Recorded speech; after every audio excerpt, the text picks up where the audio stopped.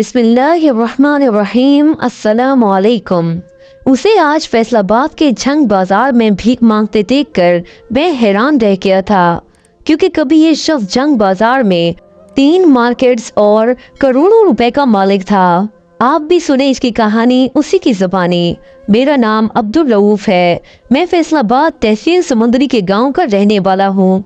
मेरे वालिद साहब ने भले वक्तों में जंग बाजार में 2 दुकानें खरीद ली थी। बाद अज़ां कारोबार बढ़ता गया और दुकानें मार्केट्स में बदलती गईं। मेरे वालिद साहब की वफात के वक्त हम जंग बाजार में 2 मार्केट्स के मालिक थे, जबकि वालिद साहब ने चनियोट बाजार में भी एक पूरी मार्केट खरीदने का सौदा फाइनल कर लिया था। मगर अचानक मेरे वालिद साहब की तबीयत बिगड़ गई। उनको डॉक्टर्स ने बताया कि उनके फेफड़े खत्म हो चुके, इसलिए उनका बचना मुमकिन नहीं है। मेरी बहन तहमीना को मेरे वालिद साहब ने अपनी जिंदगी में ही रुखसत कर दिया था।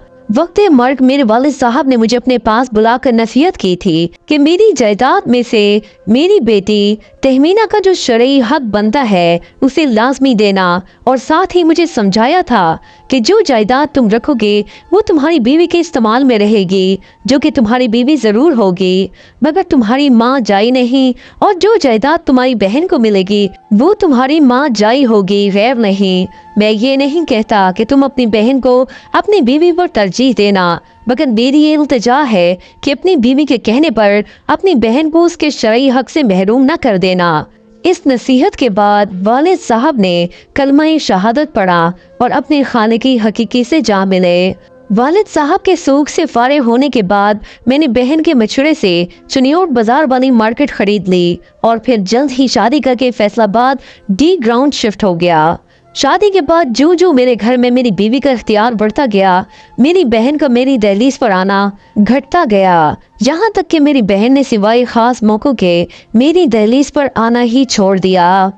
मगर शोमई किस्मत के अचानक मेरे बहनोई का इंतकाल हो गया और मेरी बहन को उसके ससुराल वालों ने रखने से इनकार कर दिया, तो मजबूरन मेरी बहन अपने 3 बच्चों समेत मेरी दहलीज पर आ बैठी।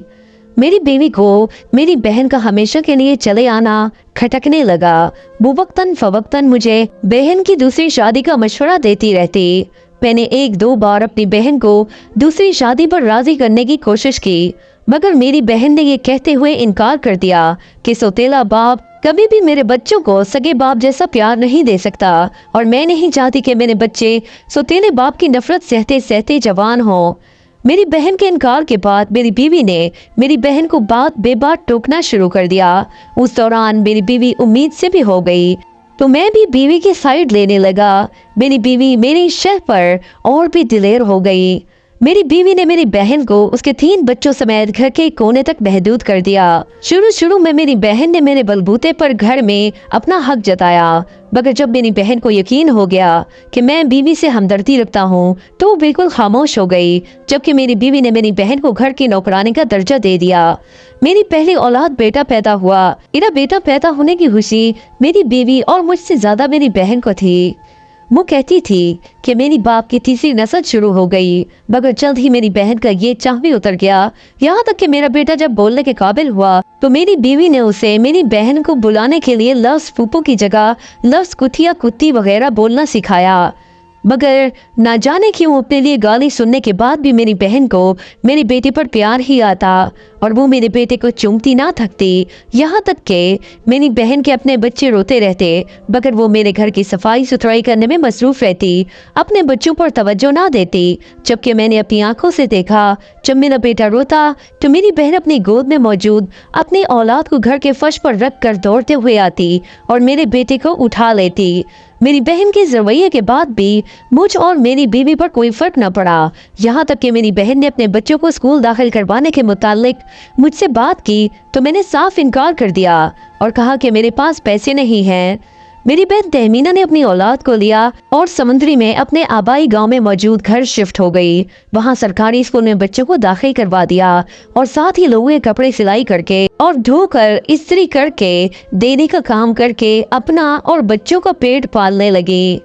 मगर जब मेरी बहन के बच्चों ने मिडिल तक तालीम हासिल कर ली तो तहमीना एक बार फिर मेरी दहलीज पर आ गई और ये कहते हुए अपना हक लेने का मुतालबा किया कि हम बच्चों की तालीम के अखराजात बढ़ गए हैं, इसलिए सिर्फ कपड़े सिलाई धुलाई करके गुजारा नहीं होता। मैं बहन के मुंह से ऐसा मुतालबा सुनने के लिए तैयार नहीं था, मगर मेरी बीवी ने उसी वक्त बात संभाल ली और मेरी बहन को इंतहाई शीरीन लहजे में कहा, तुम अपने बच्चों को लेकर यहाँ शहर में आ जाओ। हम लोग तुम्हारे बच्चों को बेहतरीन तालीम दिलवाएंगे और तुमको भी फिक्र करने की जरूरत नहीं। जो कुछ तुम्हारे भाई का है वो सब तुम्हारा ही तो है। मैंने भी अपनी बीवी की हाँ में हाँ मिलाई और यूं मेरी भोली बहन एक बार फिर मेरी बीवी की शातराना चाल में फंस गई और अपने बच्चों को लेकर फैसलाबाद शहर हमारे पास शिफ्ट हो गई। बीवी के कहने पर मैंने तहमीना के बच्चों को बेहतरीन स्कूल में दाखिल करवा दिया, जबकि मेरी बीवी ने मुझे समझाना शुरू कर दिया कि तुम्हारी इतनी जायदाद बहन के हिस्से में चली जाएगी, उसको संभालो। इस तरह की बातें करके मेरी बीवी ने मेरे दिल में जायदाद का लालच भर दिया और फिर मुझे बहन को मारने पर उकसाना शुरू कर दिया। पहले पहल में बीवी की इस बात पर तल्ख हुआ, मगर फिर आहिस्ता आहिस्ता बीवी से मुत्तफिक होता गया। आखिरकार तय पाया कि मेरी बीवी किसी न किसी तरह मेरी बहन को रास्ते से हटाएगी और फिर मेरी बीवी ने ये कारनामा कर दिखाया। मेरी बीवी ने मेरी बहन को किचन में बंद करके गैस का वॉल खोल दिया। कुछ देर मेरी बहन तहमीना से मुजाहिमत करती रही, मगर मेरी बहन के फेफड़ों में गैस भर गई तो उसकी सांस रुकने लगी। जब मेरी बहन बेसुध होकर गिर पड़ी और मेरी बीवी को यकीन हो गया कि वो मर गई है, तो मेरी बीवी ने शोर मचाना शुरू कर दिया। हमसायों की मदद से मेरी बहन को करीबी प्राइवेट हॉस्पिटल मुंतकिल करके मुझे खबर दी गई। हॉस्पिटल में जाकर जब मेरी बीवी को पता चला कि मेरी बहन जिंदा है तो वो परेशान हो गई। मेरे पहुंचने पर मुझे सारे कारनामे से आगाह किया और बताया कि अगर अब तुम्हारी बहन बच गई तो हम जेल जा सकते हैं। जब मेरी बीवी मुझसे ये गुफ्तगू कर रही थी, उस वक्त कमरे में फकत हम मियाँ बीवी के सिवा मेरी नीम मुर्दा हालत में पड़ी बहन थी, जिसे ऑक्सीजन बेड पर लिटाया गया था। मैं उठा और ऑक्सीजन सिलेंडर का वॉल बंद कर दिया। हॉस्पिटल का डॉक्टर मेरे जानने वाला था।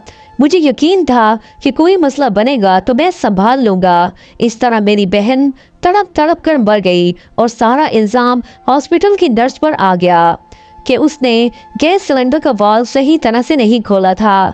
हमने मामले को संभालते हुए नर्स के लिए आम माफी का ऐलान किया और बहन की लाश को लेकर घर आ गए। बहन के सोग से फराहत के बाद बीवी के कहने पर मैंने भांजे भांजियों को उनके ददियाल भेज दिया, मगर ददियाल वालों ने भी रखने से इनकार कर दिया और बच्चों को अंसार बन्नी ट्रस्ट के हवाले कर दिया।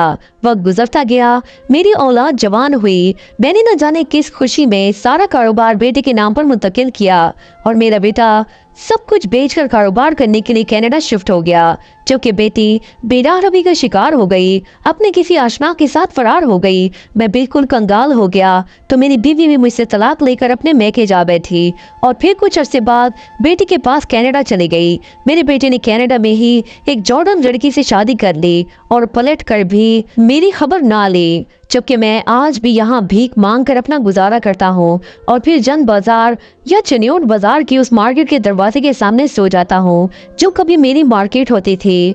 मैं आज सब कुछ गंवाने के बाद अपने वालिद साहब की इस बात की तस्दीक करता हूँ कि बीवी को अय्याशी करवाने की खातिर कभी भी अपनी माँ जाई का हक नहीं हड़प करना चाहिए। हमारे वालिदैन की रूह को सुकून तब मिलता है जब उनकी बेटियाँ हमसे राजी होती हैं। नाजरीन, अगर आपको आज की कहानी पसंद है तो प्लीज हमारे चैनल को सब्सक्राइब करें, बेल आइकन के बटन को जरूर प्रेस करें ताकि आने वाली तमाम वीडियोस के नोटिफिकेशंस आप सबको बर वक्त मिलती रहें। Thanks for watching. अल्लाह हाफिज। नज़्र मिनल्लाहि व फतहन करीब।